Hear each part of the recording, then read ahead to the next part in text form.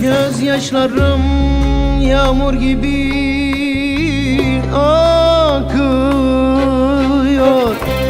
Bu hasretlik yüreğimi yakıyor. Kimse garip hallarımı bilmiyor. Ayırdılar beni senden, nedensiz. Günler geçmez, yaşayamam ki sensiz. Seni sevmek yasak olsa süresiz. Sensiz taşıdım bu can değersiz. Sensin benim kaderim, sensin derdim kederim. Başım alır giderim diyar diyar. Ellerine derse desin, vazgeçemem benimsin. İsterse ölüm gelsin diyar diyar. Sensin benim kaderim, sensin derdim kederim. Başım alır giderim diyar diyar. Ellerine derse desin, vazgeçemem benimsin. İsterse ölüm gelsin diyar diyar.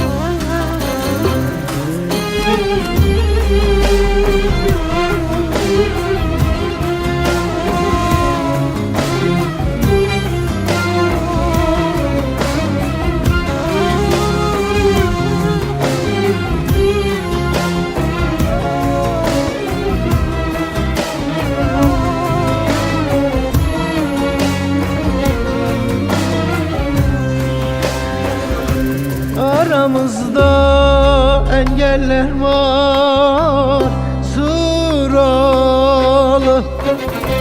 Laf anlamaz gönlüm kara sevdalı.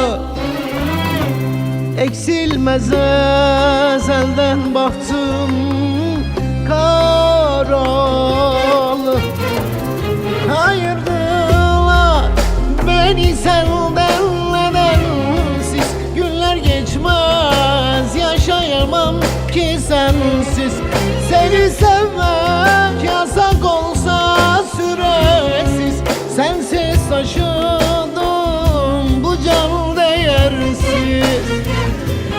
Sensin benim kaderim, sensin derdim kederim. Başım alır giderim diyar diyar. Ellerine derse desin, vazgeçemem benimsin. İsterse